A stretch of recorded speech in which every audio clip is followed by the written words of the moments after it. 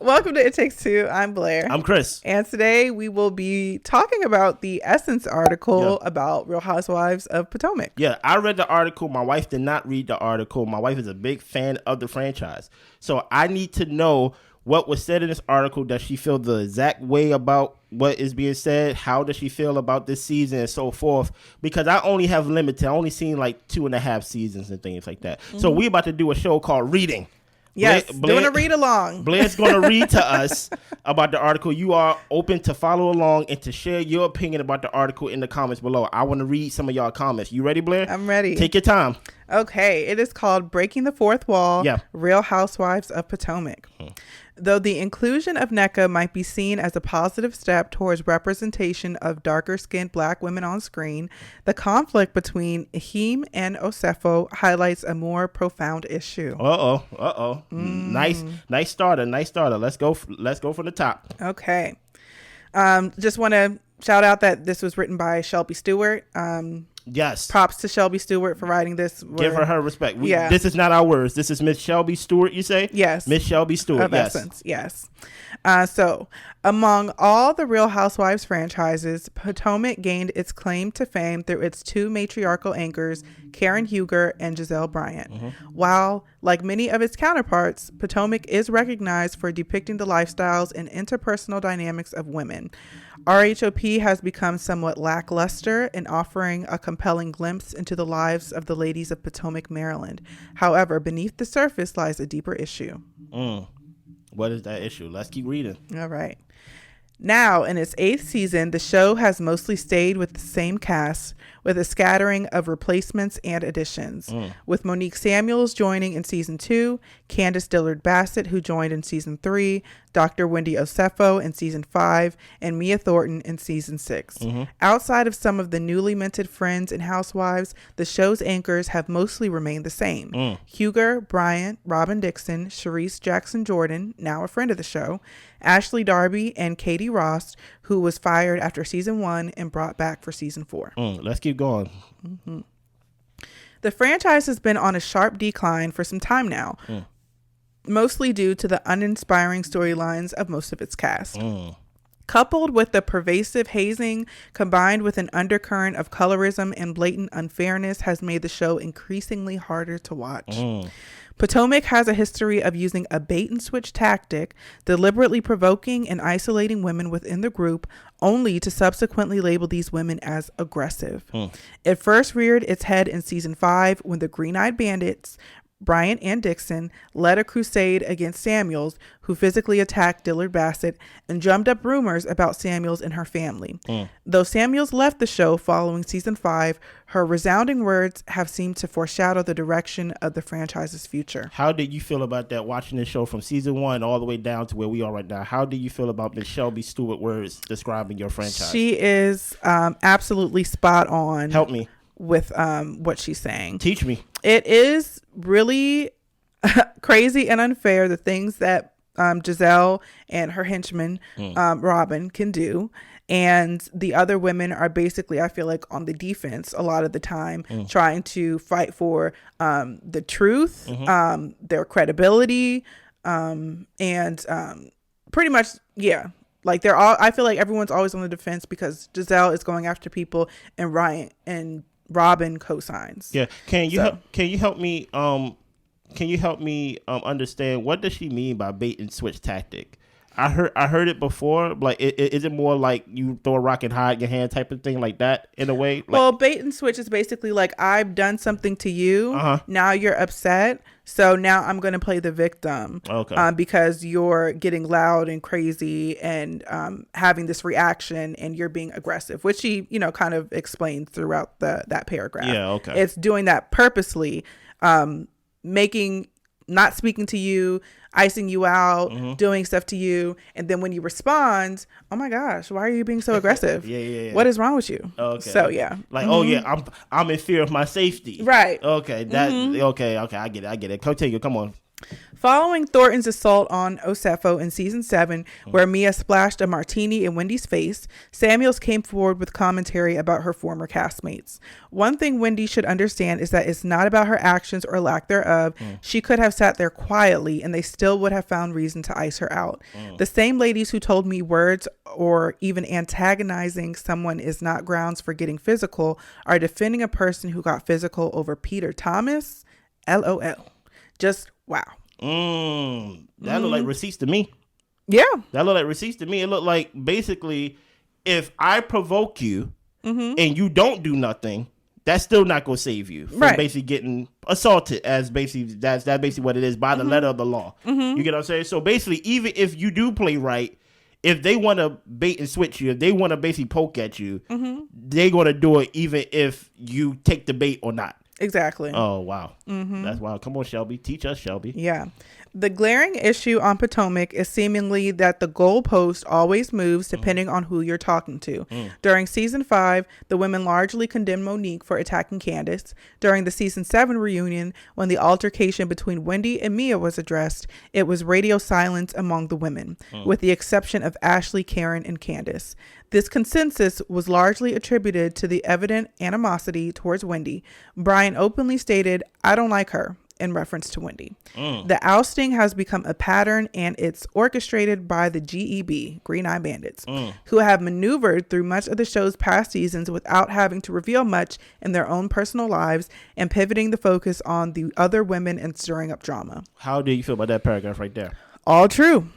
All true. I mean, yeah, when it came to the Monique and Candace fight situation, Giselle had a freaking bodyguard that she brought onto set and to stage and to different tapings with Monique because she felt threatened and unsafe. Even though Monique did not put hands on her. Right. Okay. And then when it came to the Mia and Wendy situation, that is what Giselle's response was. Well, I don't like Wendy. So that means that she gets to have a drink thrown on her face and get a bag thrown on her? Yeah. Come on now. Yeah, that's Come on true. Now. LOL, just wow. Come on. These attacks appear to be grounded in projection. Women who enjoy the support of loving husbands, successful careers, and supportive families seem to evoke envy from those who do not have those same privileges. Let's face the facts. Giselle is a divorcee from a high-profile ex-pastor, Jamal Bryant. Robin is grappling with both financial and marital challenges with her now remarried husband, Juan Dixon. They're remarried. Yeah. Ashley is navigating a purported divorce, and Mia, in recent news, has been seen with a new man, not her husband, G. It seems like a calculated strategy to marginalize women who exude positivity and possess the qualities others covet. For those who may harbor entitlement due to being fairer skinned, witnessing darker skinned Black women thriving in every aspect of life can be triggering. Now, I want to say something about this, right? Because you can speak on the colorism things on the show that I have yet to see personally or that I feel that way. But there is something very, very peculiar about, hold on, Giselle, you have a storyline. Robin, you have a storyline. Ashley, you have a storyline. Yeah. You get what I'm saying? Mia, you have a storyline, but we're talking about shrines amongst Wendy and the new girl. Right. Like, it just seems like a intentional pivot to just like, hey, we are gonna, for one, it's one thing to intentionally pivot and to take the spotlight off of you, but also when you take the spotlight off of you to also be like, they aggressive, or basically like, I don't like Wendy. If you're gonna take the spotlight off yourself, don't criticize the people that you put the spotlight on. You get what I'm saying, in a negative light. But it just seemed like you are doing everything in your power based on how Miss Shelby Stewart stated that, hey, we are taking basically what reality TV show is basically built upon, drama, right? And we rather cultivate this drama amongst y'all besides actually showing and sharing our lives, basically what reality TV is for. We pay you the bucks, the big bucks, to show us what's going on in your lives. And it felt like these people, Giselle, Robin, Ashley, Mia, have done things to basically pivot that. And it's been, to me, like, if we think about sports, which, help me with my analogy if I need help.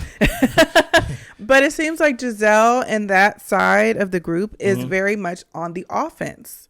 Like, we can't come into the season and have natural issues or conversations or things like that. It's always an angle. It's always something I see. And it's always, I'm bringing this up to you to get a reaction out of you or to see what you have to say about it. And it is something to note that the women who seem to have peaceful, happy lives in the fact that they're married, they're healthy, their kids are good. You know where I'm going with this. Go ahead. Yeah, they have all the things that it seems like the other women are struggling with. And to me, it does seem like jealousy. Like, you're going after these women because you don't have what they have. I mean, I think back to when Ashley and Candace, they were both the youngest in the group at one point. And Ashley and Candace, they both also did, like pageants. So you would think that, okay, these girls, they'll, be friends, come together and really, have a lot in common. The main difference when it came with Ashley and Candace is Candace grew up in generational wealth. Her mom had money. She was taken care of. Her townhouse was paid for. Her school was paid for. Ashley had to get it off the back of Michael. And I think Ashley has always had some type of jealousy towards Candace because Candace was able to live an easier life and she had to be with this old man in order to live the life that she always dreamed. And she's at the point even now to where if she were to leave him, she doesn't even know what her financial setup will look like. But yeah, this goes back to support your point and to even drive it home just a little bit further. Can I drive it home? Just Go ahead. Matter of fact, you drove it home. I'm about to drive it in the house. Okay. Right? What do I always say when I see Wendy on this show? I say, Wendy do not belong on this show. I say the show is below her. Because like you said, Wendy's married. Positivity. She's a doctor. She be on other shows giving her analysis. She's smart, intelligent. But every time I see her on the show, it seems like she got to scoop down to a level that I feel like is below hers. Yeah. You get what I'm saying? To basically fit in. Yeah. And I'm like, hey, you're not supposed to be on this show. Right. Look at me. I drove the house into the living room. I drove the car into the living room. But the crazy thing that's specific to Potomac is that a lot of these other shows and franchises of Bravo, the women are successful. They have husbands. They lead a pretty much genuinely happy life. And they aren't targeted, not necessarily because of that, but they just aren't targeted necessarily. Okay. I mean, if we look to, Atlanta, the conflicts I felt like were more about personality versus like, okay, we're one side, you're another side. And for some reason, this side has husbands and degrees and money and peace. And this side is in whose personal lives you might consider in ruins. So it's just an odd thing to see. It is a line there. Hey, listen, this is very interesting. Continue. Nevertheless, in an apparent response to the accusations of colorism and everyone choosing sides after Thornton assaulted Wendy, the producers of Potomac made a seemingly concerted effort to introduce a new cast member, Nneka Ihim, who shares Nigerian heritage with Osefo. Although the inclusion of Ihim might be seen as a positive step towards representation of darker-skinned Black women on the screen, the on-screen conflict between Ihim and Osefo highlights a more profound cultural problem. One of the major problems that they're having is that they make their ethnicity a big part of their personality. There's nothing wrong with wanting to demonstrate your culture, says content creator and fellow Nigerian Rennie Vaughn. One of the mistakes they're making is that they're making that the central part of their personality. They keep attributing their successes and wealth to being Nigerian, which is where the problem lies. That's very interesting. That's a very interesting outlook on that. Go ahead. The ongoing exchange between the two has involved accusations against Wendy's family, labeling them as Osu, a term highly considered derogatory in African culture. In a TED Talk, speaker Ogechukwu, I'm going to say it right. Take your time, baby. Ogechukwu Maragwu We did our best. I really did. Okay. Describes Osu as people who were told and believed, dedicated their lives and their services to the community deity, and went further to pledge the faithfulness of their generations unborn. Therefore, they belong to the communities. Labeling someone as Osu carries with it institutionalized discrimination and isn't something to be taken lightly in African culture. So basically, you came on this show and continued on the quote unquote tradition of basically labeling and basically marginalizing Wendy. Yeah. When you look like Wendy. Do you get what I'm saying? As a black woman. Yeah, I do agree. Well, not even that. Like as a Nigerian woman, you know, by Nneka coming on there and even trying to other Wendy by saying the Osu thing. But the thing is, like, she didn't necessarily come on that way. Ashley was the one, if we remember, who brought up the article about the Osu situation. And Nneka was saying that she really didn't read the article. She didn't know about that. She's like, oh, that's what they're saying. Well, you're asking me what Osu means. This is what it means. But it was taken in the fact as though, like, Nneka was the one who was spreading these rumors about Wendy, which wasn't the case at first.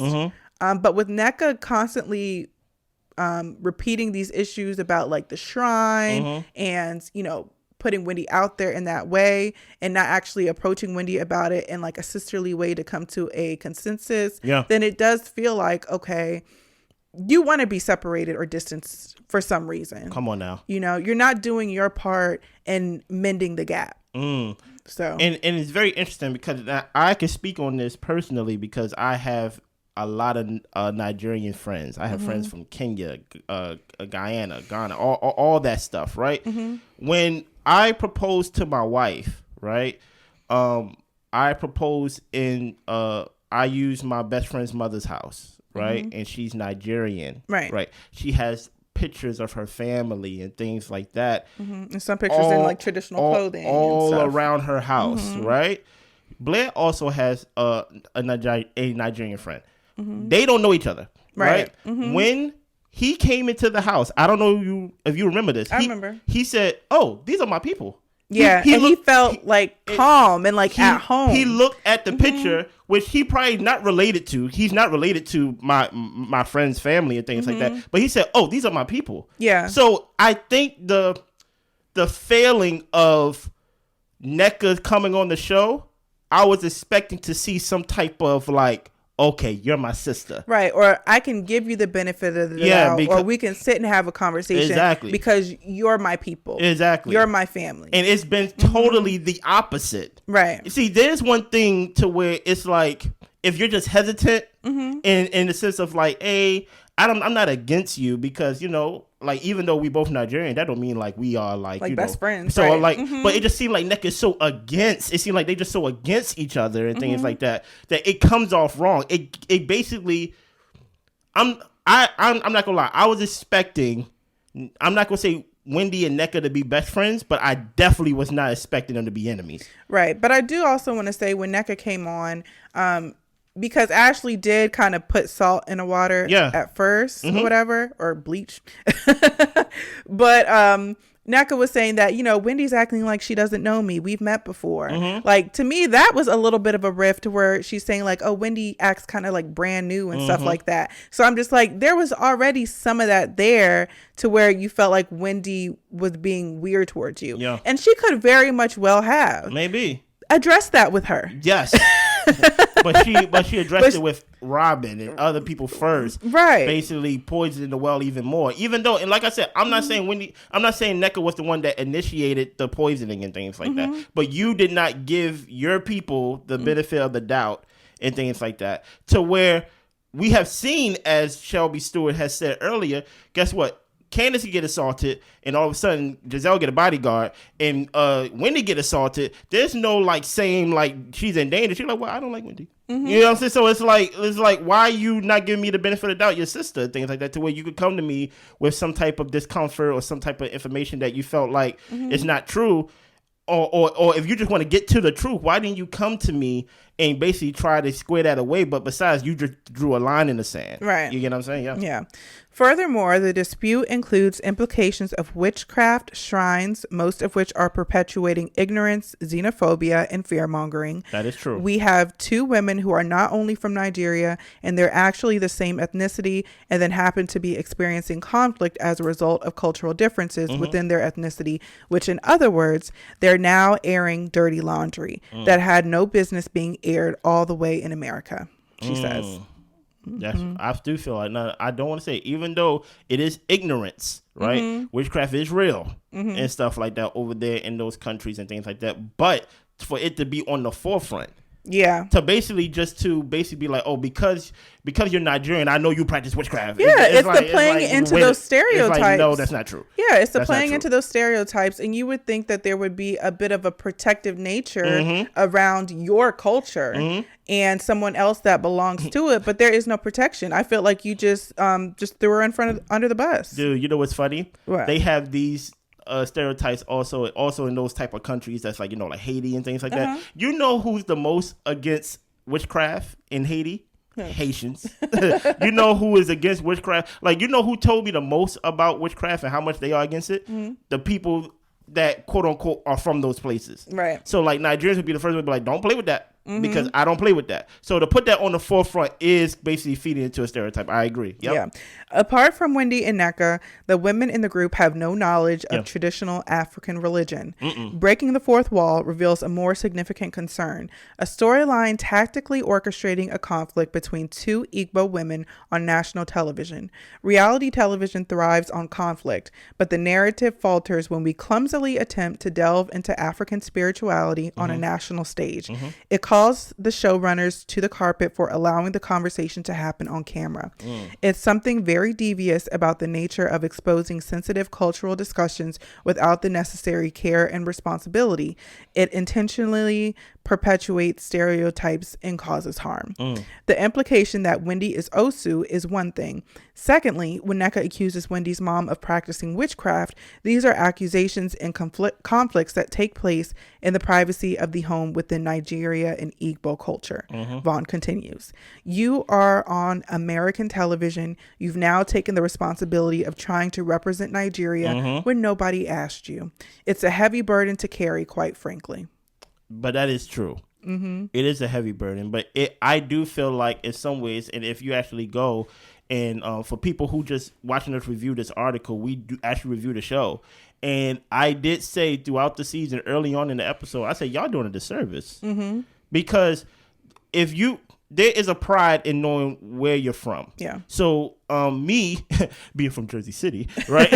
I'm not as prideful as someone who knows, like, I'm from Nigeria. I wear it on my chest. I wear it on my arm. I wear it in everything I do. I wear it when it comes to my education. I wear it when I work in these jobs and things like that. So even though it is a burden that is hard to carry and it's big to carry, it is still a responsibility that, hey, you are representing home.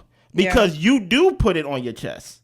Yeah. You get what I'm saying? And I know it's not fair. It may not be fair. So I did find it kind of strange that they just... Let me ask the question. Even though it's not fair, I was kind of like strange that, wow, y'all really letting this go on, y'all letting this go on for multiple episodes, and there was no conversation of, hey, let's not represent our people. Some type of like truce conversation of like we're kind of dragging our ethnicity through the dirt. And I know, and the thing of what the purpose of the paragraph is saying is that you're doing this on American television where people don't know the culture, they don't know the inside conversations, we know the stereotypes, like, you know, and we're the ones who can actually help not put that on the forefront. And like she said, you're taking up the responsibility of trying to represent Nigeria when nobody asked you to do that. You know, of course, you know, a lot of Nigerian people, they'll tell you they're Nigerian, they're very proud of it and all that type of stuff. And should she be on here on television not announcing her ethnicity? Absolutely not. Of course not. But to holding it into more care and regard in the way that you seem to do in all ways. So not just when it comes to you, but when it also comes to your sister. Yeah. So and that's one thing. I would even say that, you know how we have a pride in America of like, yo, we're black, right? We're African American. I know how some people don't want to go with the African American, but they say that's black. a whole nother debate. Yeah, that's a whole. But they have a pride, and even though our pride may come from some ignorance, because even though like we're saying we're black, but we don't really know where we come from unless you actually go and actually like trace it back. But there's a unity in that. Yeah, there's a unity in our ignorance, but y'all actually have knowledge. So y'all unity should be at least a little stronger than mine in a way. Because, and I would think more protective. Exactly, because it's like, hey, look, I'm not just black. Yeah, I'm black just like you, but I'm Nigerian. Yeah. I'm Igbo. Yeah. You get what I'm saying? I'm Jersey City. Yeah. You get what I'm saying? It's very different, and I would say that wasn't displayed. It wasn't displayed. Go ahead. To bring Osu claims to television among a group of women who hardly get along in the first place, most of whom don't like Osefo, adds an extra layer of insensitivity. It not only magnifies existing conflicts, but also exploits cultural intricacies for dramatic effect. Vaughn, who is currently in Nigeria for the holiday, says it's strange for people to tune into American television and see that this is a plot. It is strange. We got Giselle with her ex-husband. This is supposed to be the season of Juan. That's all I've been saying throughout Potomac in our reviews. Yeah. We got Juan and things like that. This plot took like 3 episodes where we didn't even see Juan on TV. Yeah. We got Robin with Juan. We got Ashley with her divorce. With her man suing Candace. And we can't even talk about it. But this, as she wrote, this is the plot. Yeah. It really makes no sense. It really makes no sense. Go ahead. Among the storylines presented over the show's 8 seasons, none have generated as much controversy and drama as the recent feud between Osefo and Ihim. What's even more perplexing is the missed opportunity to explore other noteworthy topics that could be peppered into the show. Nneka's family life. Come on. Or even Wendy's new talk show. Come on. Both Osefo, a doctor of philosophy, and Ihim, a lawyer, had the potential to showcase their affluent and opulent lifestyles or joining forces, particularly as Igbo women. Unfortunately, this discourse has become the show's central storyline, overshadowing the opportunity to highlight their achievements. Watch our most recent review of Real Housewives of Potomac. I literally said those exact words. Yeah. I didn't steal it from her, though. But I'm just saying, I said the exact same word. I said, we don't know nothing about Nneka. Yeah. I literally said that. I said, Nneka, your debut on this franchise has been such a failure because you have failed to show us yourself. Yeah. Outside of what you showed us in the introductory of you trying to have a baby and things like that, we know you're a doctor and things of that nature. Oh, no, a lawyer, excuse me. A lawyer and things like that. We haven't seen you practice. We see you practice drama. We see you practice trying to fit in with everybody else and things like that, but you haven't shown us anything like that. Anything you thought about that paragraph that Shelby wrote? No, I feel like you said everything. I feel like she said it. Everything. Right. The insinuations surrounding Wendy's family lack tact, and discussing them on national television lacks the discretion that the African community deserves. This cultural debate, if you can even call it that, necessitates a conversation that is both delicate and nuanced. The socioeconomic and political implications of such a claim are not suited for a platform like Real Housewives. They're in such an awkward fight because they're having a fight where you're throwing heavy accusations that are considered taboo within the culture. If you accuse someone of witchcraft, that is a really big deal, Vaughn explains. People freak out. It's not something to be taken lightly, and people are very insulted by it. Nigeria is a very religious country. Both women are Catholic/Christian. To accuse someone of witchcraft is like, dang, you hate them. It calls into question how in tune with the culture they both are. For that to be the storyline for a show about lighthearted drama where they normally argue about having 4 homes or your living room doesn't look good or who got Botox, then to speak about witchcraft and being from a caste system, that is just irresponsible and they should know better. Continue. Unfortunately, this is not the first instance. During the season 7 reunion, when Dillard Bassett addressed colorism, none of the cast members were adequately equipped to engage in the conversation. However, for such a conversation to land on a platform like Housewives speaks to a larger issue with the cast and production. Before Samuels was ousted in season 6, she brought forth claims of the women conspiring to come after her and fabricate storylines, and what's happening to Osefo feels vaguely similar. I told her at the season season 5 reunion that she and her family would be next, Samuel said in a post. The hate with some of those women is not for the camera. They are real life miserable. What do you think about those two paragraphs being in line with each other? Your thoughts based on you knowing the history of the show? Yeah. I mean, yes, I absolutely agree. Talking about the Nigerian culture, being accused of witchcraft is basically just like, okay, you hate me. And hate is a really strong feeling. And basically, whenever I grew up in the church. You're basically saying I'm the devil, right? Dude, like basically, like I'm a witch. A witch is basically like the devil, basically. Yeah. And I agree. Like during the that reunion where they had the colorism debate, I mean, nobody really was equipped to have the discussion, and it is a nuanced discussion, and it's something that I would say it's on the similar lines of racism, at least in this day and age, where it's just not something that you can always put a finger on. It's a feeling. It's a way of going about something. It's about treating these people this way, these people that way. So it is something to where I feel like it probably could have been handled better. But the thing is, I feel like they had to talk about it on the show because it was such a huge discussion around the show. So I felt like they needed to approach it, but I feel like they should have had somebody there to moderate the conversation. And me and Blair disagree on that multiple times, even while watching the reunion, because I said they are not equipped to have the conversation and to give into the pressure of what everybody's talking about on social media. When you yourself is not equipped to talk about it, you could actually do more damage. As she said not only production is not equipped, the cast is not equipped. And like Blair said, it's a feeling.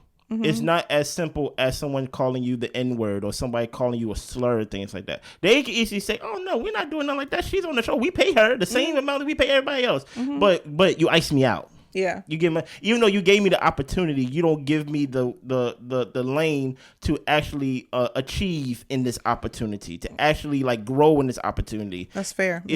So it's like, it is something when it comes to colorism and things like that it's not so in your face. It is a feeling, and that's where the bait and switch come from. The people who are doing the colorism acts and things like that, they know what they're doing. And they're acting like it doesn't exist. And the ones that are the victims of it being like, I know what you're doing. Yeah. Like, because it just makes no sense. You get what I'm saying? Continue. Real Housewives of Potomac has shed light on the pitfalls of exploiting sensitive cultural topics for entertainment. Yeah. The recklessness with which these claims have been brought to the forefront among a group of women already struggling to find common ground raises question about the responsibility of showrunners and its ethics. Of how to move forward, Vaughn says, I think there needs to be admission that it went too far. I think they can't address this how they talk about regular beef. It can't be a discussion of, is Juan talking to the laundromat girl, or does Karen have an extra boyfriend? Because that's too light, Vaughn says.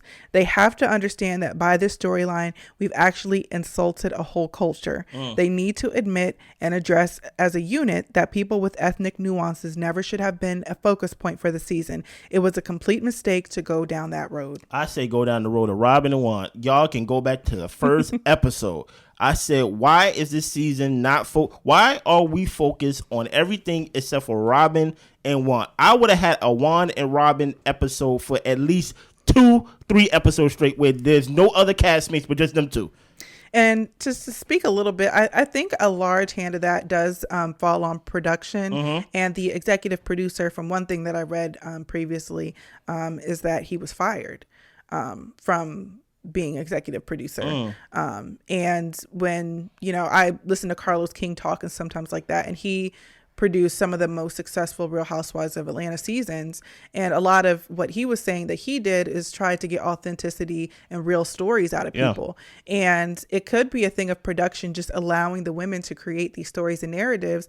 And maybe production's not stepping in to say, hey, this is a line, or hey, let's try to refocus and or drop it, or it's time to let it go. So there's something there that needs to be addressed, and that's why and that's, even though I say it to be funny, I'm saying it in the way of like, this is such a light, reality TV is such a light, it's a light watch. It's not supposed to be heavy, and it felt like what's going on with this Wendy and this NECA story? Yeah. It's like, I thought we wanted to know the truth behind the paywall. You get what I'm saying? But it seemed like they took us down a road that I wasn't prepared to be down. Yeah. Yeah, you're right. As viewers, it prompts us to reflect on the boundaries between entertainment and cultural sensitivity, urging a more thoughtful approach to storytelling that respects the dignity and nuances of diverse backgrounds.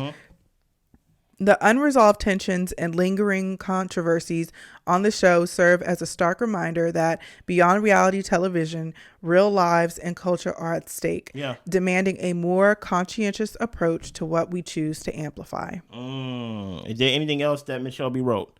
No, that's all. Great article. Miss Shelby, great article that you written. Blair, Absolutely great job reading, because thank you. Is there anything that you want to share, your overall thoughts on Miss Shelby's analysis on the show this season? I just appreciated the overall spotlight on the fact that this was an ugly conversation. This was an ugly storyline, and for it to be propped up in the way that it was hard to watch, and also like unnecessary. Yeah. And it felt like NECA wasn't doing her part in being, I feel like, a good, I don't want to say a good Nigerian. A good Nigerian.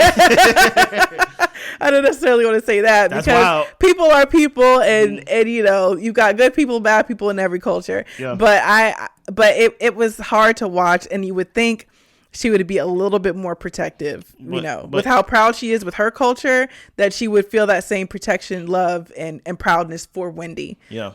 So look, even though Blair joked around and said a good Nigerian, there is something to being a good wherever you're from, when you know where you're from. Yeah. With us being in America, it is kind of so diversified to where, like, you could have somebody that's from New York and somebody from LA, and they can be totally different. And because you're so used to seeing black people and things like that, you kind of take for granted the fact that, like, oh, this person's like my black brother and things like that. Yeah. But for some people who know where they're from, especially if you have family that are immigrants and things like that, one thing that they teach you about is family and things like that. So there is something to, even though I wouldn't word it that way. I was trying not to. Being a good Nigerian, but at least benefit of the doubt. Yeah. Like to go spearheaded and things like that, and to not protect. Here's the thing: not protect Wendy, because you can dislike Wendy, you can dislike NECA, but to protect the stereotype, because stereotypes come from ignorance. Yeah. To protect the truth and the valid stuff that goes on in your country, in your home country at that. So I'm not even saying like you and NECA, Wendy, had to be best friends. Yeah. But there was something when it came down to both of y'all didn't do a great job of like protecting your culture. Yes. Yeah. Yes. It was put up for fodder. Yes. For jokes, for people to pick at and poke at. And my thing is, with everybody else drama, for y'all to be called to put y'all drama up on this season first is wild. Where we already got an abundance of drama that we can pull from that is lighthearted. Yeah. You get what I'm saying? This wasn't a good representation. And maybe down the line they see that, or maybe they just feel like, you know what, I'm not like that, Ebo. Who knows? You know? Anything else you want to share that's on your heart that Miss Shelby Stewart wrote about? That's all. Just great article, great deep dive, and I thought it brought good conversation. Listen here in the comments, I want to know what y'all thought, man. I want to know what y'all think. Do y'all agree with Miss Shelby? Do y'all not agree with Miss Shelby? And we will be back. We will be back. Y'all be good. Bye.